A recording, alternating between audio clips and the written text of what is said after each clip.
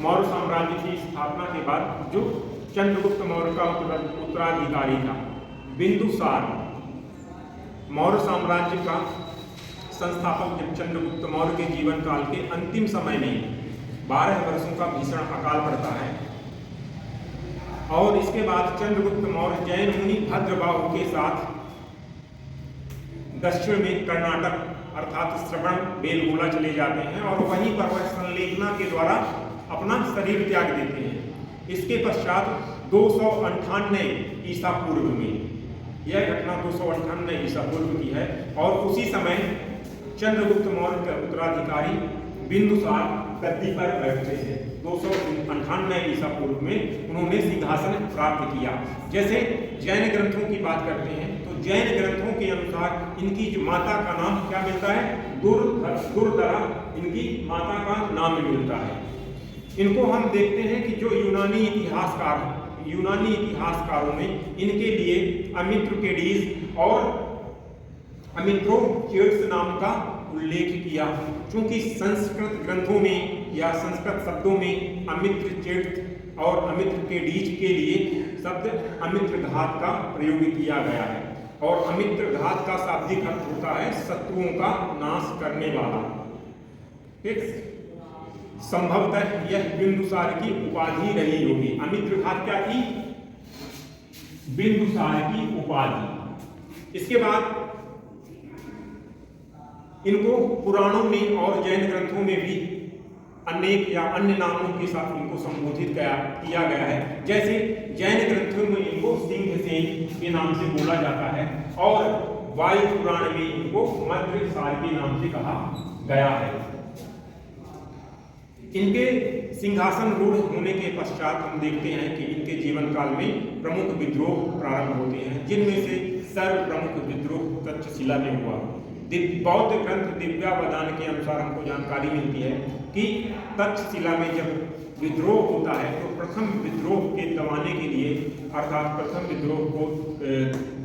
विद्रोह के दमन के लिए इनका जो पुत्र रहता है अशोक जाता है।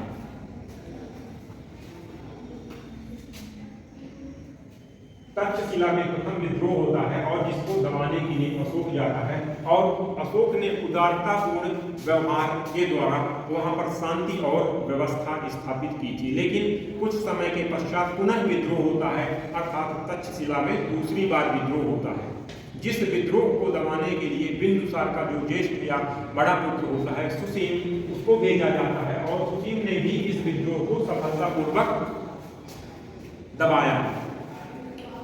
इसके अलावा हम लोग इसके विदेशी संबंधों की बात करते हैं। यह अपने पिता चंद्रगुप्त मौर्य की भांति ही विदेशी राज्यों के साथ संबंध स्थापित करना चाहता था। इसी क्रम में इसके शासनकाल में राजदूतों का आना होता है। इसके बारे में हमको स्ट्रैबो और प्लिनी के द्वारा महत्वपूर्ण जानकारियाँ मिलती है। स्ट्रैबो हमको बताते हैं कि सीरियाई शासक एंटियोकस प्रथम के शासनकाल में डायमेकस जो था राजदूत इनकी दरबार में आता है। लेकिन यहाँ पर सबसे महत्वपूर्ण है कि एक यूनानी इतिहास ने हमको बताया कि जब बिंदुसार के दरबार में डायमेकस आता है तो बिंदुसार ने उससे 3 चीजों की मांग की। कौन कौन सी 3 चीजें हैं? पहली सूखी अंजीर, मीठी मदिरा और तीसरा एक दार्शनिक की मांग की।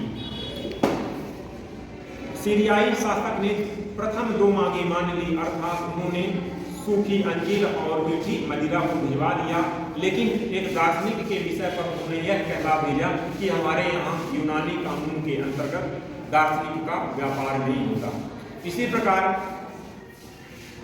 बिंदुसार के दरबार में जो दूसरा प्रमुख है राज दरबार में राजदूत आया था, वह कहां से आया था? बोलेंगे आप लोग ना, लिखा हुआ है। वह मिस्र से आया हुआ था और जिसके बारे में हमको जानकारी प्राप्त होती है प्लिनी जो इतिहासकार थे, जो लेखक थे, प्लिनी के द्वारा हमको जानकारी मिलती है कि मिस्र के शासक टालमी फिलाडेल्फस द्वितीय के राज दरबार से फिर डायोनुसियस बिंदुसार के दरबार में आते हैं। ये प्रमुख दो डायमेकस और डायोनुसियस जो राजदूत के रूप में बिंदुसार के दरबार में आते हैं। इसके अलावा हम लोग देख लेते हैं कि प्रशासनिक व्यवस्था, चूंकि चंद्रगुप्त के द्वारा स्थापित मौर्य साम्राज्य एक बृहद क्षेत्र में विस्तृत था और बाद में इसका उत्तराधिकारी बिंदुसार बनता है और इसने अपने साम्राज्य को प्रशासनिक व्यवस्था के आधार पर मजबूती देने के लिए यह क्या करते हैं कि प्रांतों में विभाजित करते हैं और प्रांतों पर शासन व्यवस्था के लिए इन्होंने कुमार या उपराजा को नियुक्त करता है। इसके अलावा हमको जैसे दिव्यावदान से जानकारी मिलती है कि उस समय अवंती जो प्रांत था उसका उपराजा अशोक होता है और हमको यह भी जानकारी मिलती है कि बिंदुसार अपने राज दरबार में उसके हमको यह जानकारी मिलती है कि बिंदुसार के राज दरबार में 500 सदस्यों वाली एक मंत्री परिषद होती है और जिस मंत्री परिषद का प्रधान 500 सदस्यों वाली एक मंत्री परिषद की हमको जानकारी मिलती है जिसका प्रधान खल्लाटिक कहा गया है।